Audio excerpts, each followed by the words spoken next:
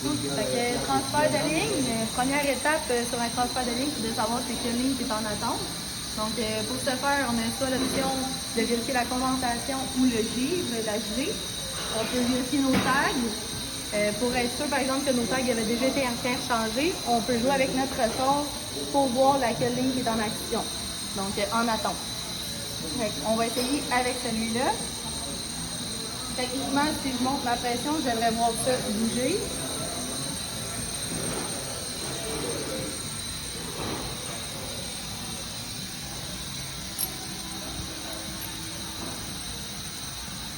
J'ai pas aucune chose qui se passe, donc on va aller voir l'autre.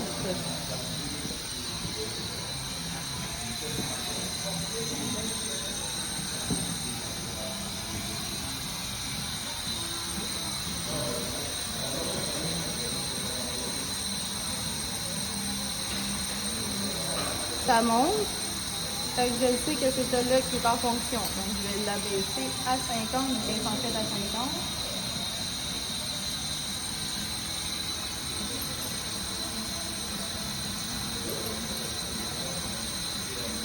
Donc, première étape, sachant que ma ligne qui est en attente ici, celle-là ici, en ce moment, elle est à 40. Les pressions sont de 60, 250, 40 ici, 60, 250 et 50. Donc, celle qui est en attente, je vais vouloir l'abaisser.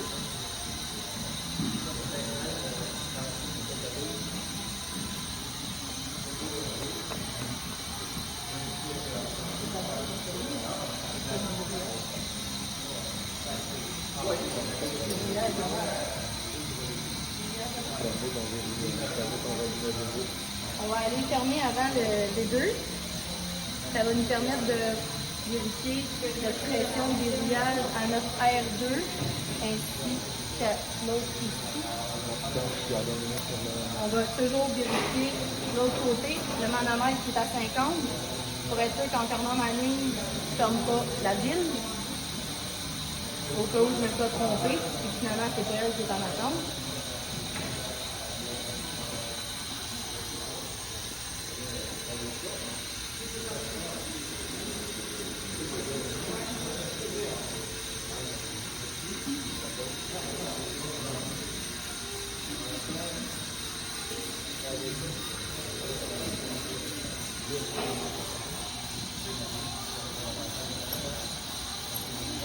Donc, on a de la pulsation de l'autre côté, par exemple.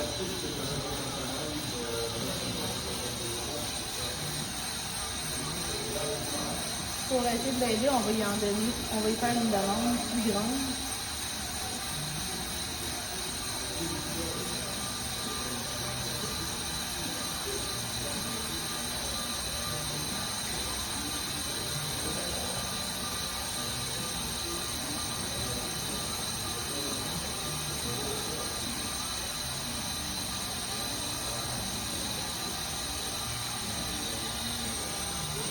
On va l'avoir restabilisé, il n'y a plus de pulsation. Donc, en ayant fermé ma vanne ici, je vais être capable de vérifier si ici je suis étanche ainsi que mon régulateur. Même chose avec ceux-là ici, en vérifiant ma pression intermédiaire. Pression en P1, on a 550 environ. Notre pression intermédiaire est à 270. Puis ici, on lit notre P2 qui est celui qui est de l'autre côté. Donc, celui-là, je sais qu'il est étanche. Lui aussi. Ce que je vais faire, c'est, moi, je vais aller vérifier mon R4, qui est en ce moment mon pilote monitoring, parce que c'est lui qui est relié à mon P2. Donc, pour être capable, dans le fond, de voir sa lecture, je vais aller augmenter le ressort ici entre mon point de consigne de 60 et le point de consigne de ma soupape, qui est normalement 90.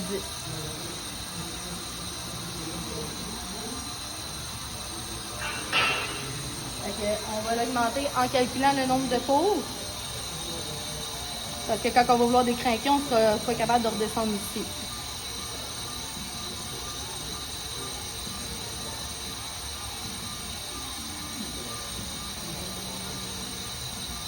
Donc à date, j'ai un tour de fait.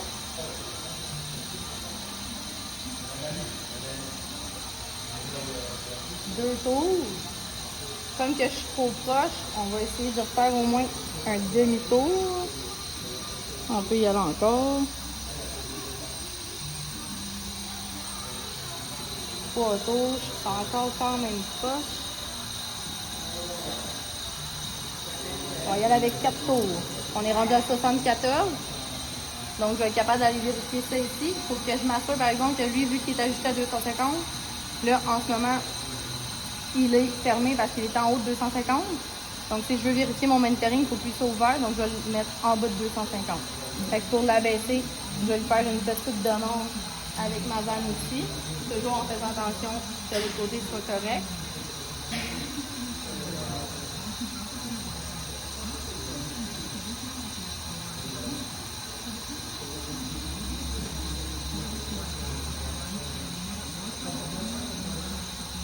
Et voilà, je suis descendue en bas de mon 250.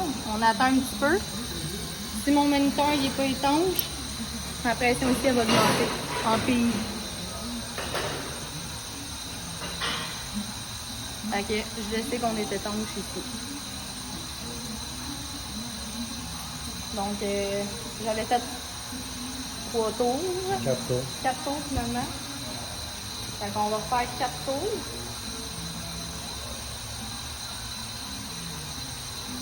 Donc, 1,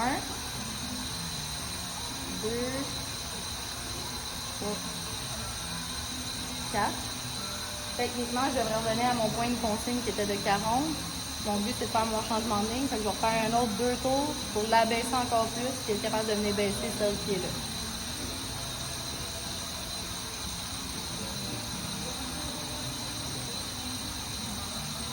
J'ai fait 2 tours de plus.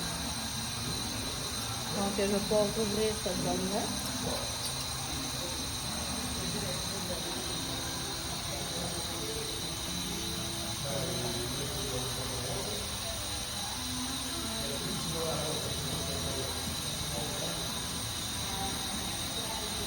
Toujours en vérifiant un peu que c'est correct.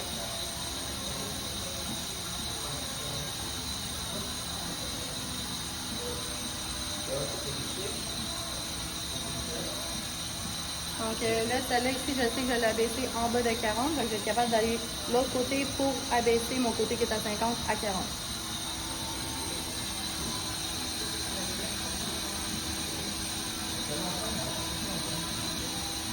Mon objectif, c'est de jamais interrompre l'écoulement. Non, on ne veut pas fermer la ligne. Il faut faire regarder.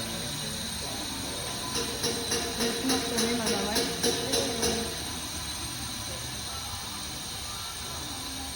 On essaie de se fier toujours au manomètre qui est de l'autre côté quand nos vannes sont ouvertes. À cause ici, il y a trop de vibrations et de restrictions, donc c'est plus facile de l'ajuster avec l'autre côté.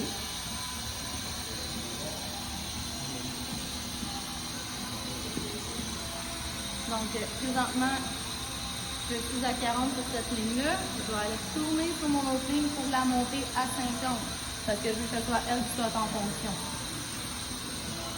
Donc, je vais aller sur mon ressort et je vais la monter à 50 sur le manomètre.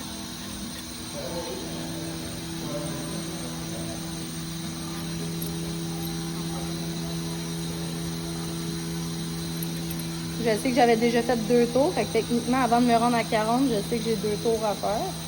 Puis on va le sentir, le changement de ligne. C'est important d'y aller doucement aussi.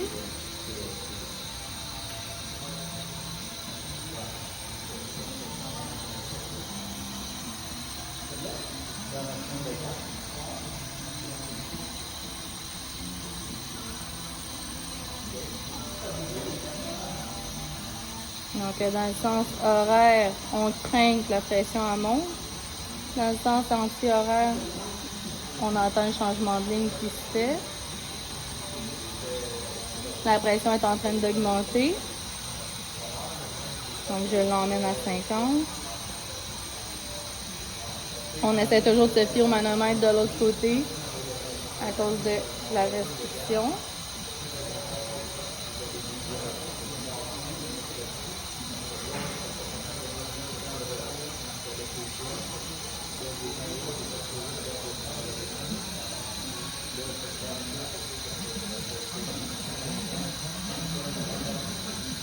Donc, j'étais à 50, 51, je vais le baisser un petit peu.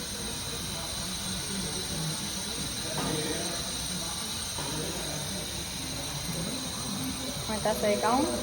Fait que présentement, je sais que c'est cette ligne-là qui est en fonction. Fait que je vais être capable d'aller faire de l'autre côté, vérifier mes étanchéités et tout.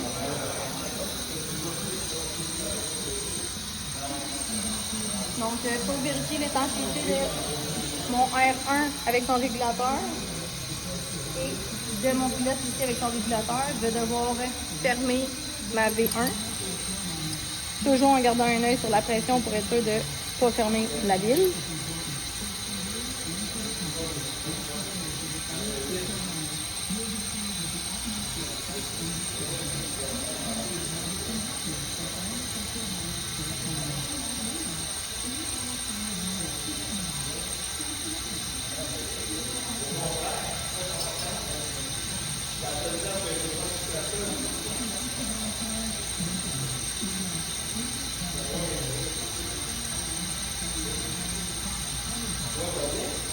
Donc la V1 est fermée, ma pression est bonne. Donc ici, ça me permet de vérifier dans le fond mon étanchéité, comme j'ai dit, de celui-là ici et de celui-là ici. En vérifiant dans le fond aussi mon PI, être sûr qu'il reste là. Je veux vérifier mon monitoring, c'est toujours celui-là, ça c'est des axiales, c'est toujours celui-là qui est relié à notre P2. Pour vérifier lui, on se souvient que celui-là est ajusté à 60 puis à 250. Comme que je suis à 250 pile, je vais vouloir qu'il descende un peu pour être sûr qu'il soit ouvert et que je puisse vérifier l'étanchéité de celui-là. Fait que je vais faire une petite consommation pour vérifier. Toujours en vérifiant de l'autre côté aussi la pression.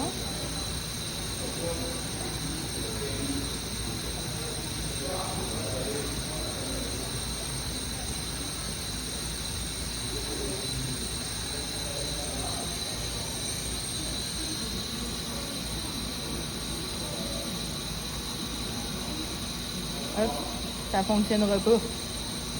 Parce que pour vérifier celui-là à 60, il fallait que je monte celui-là avant 80. Hein? On a oublié une petite étape, les amis, mais ça ne change rien. Donc en état fermé, on va monter celui-là à 80.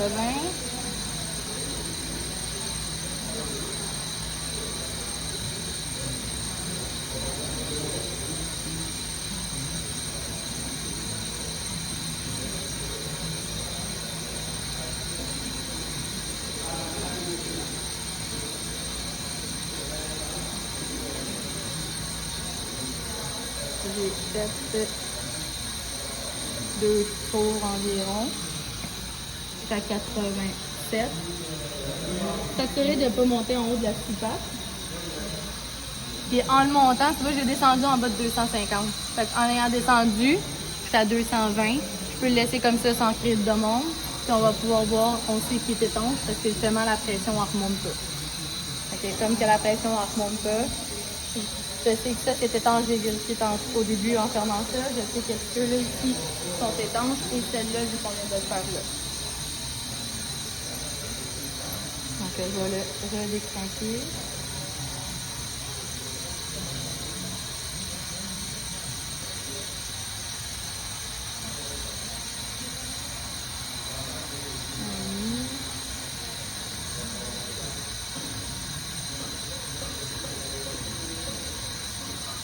J'ai fait 2 tours et demi tantôt.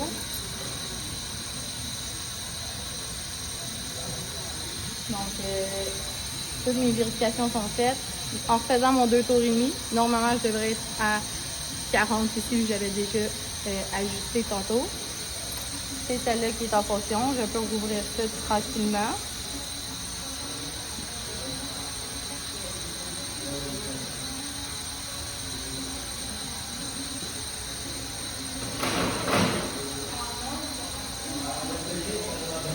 On regarde toujours le manomètre de l'autre côté.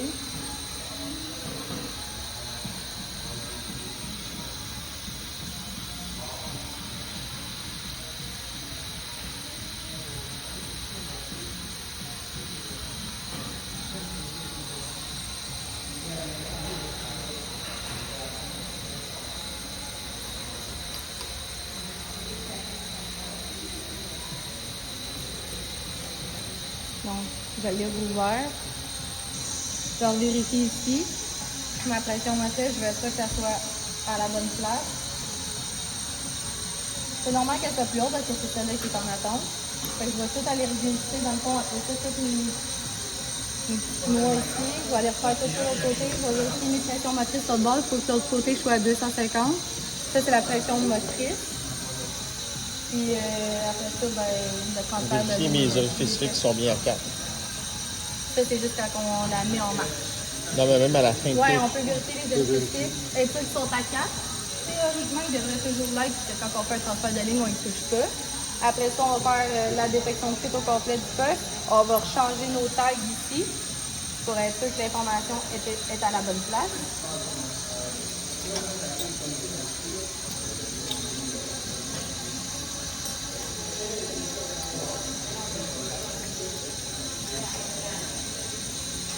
Donc, 40, 50, c'est celle-là qui est en fonction. Ce qu'on peut faire, vu que présentement, on est exactement à 51, on peut juste faire un petit fine-tuning.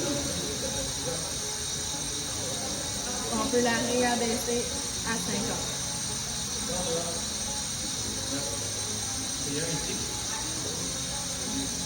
On va aller après ça. Bien visser ça avec 2 noix, mais là on est à l'école, fait que juste avec un. Détection de toute faite, changement de tag fait, notre changement de ligne est terminé.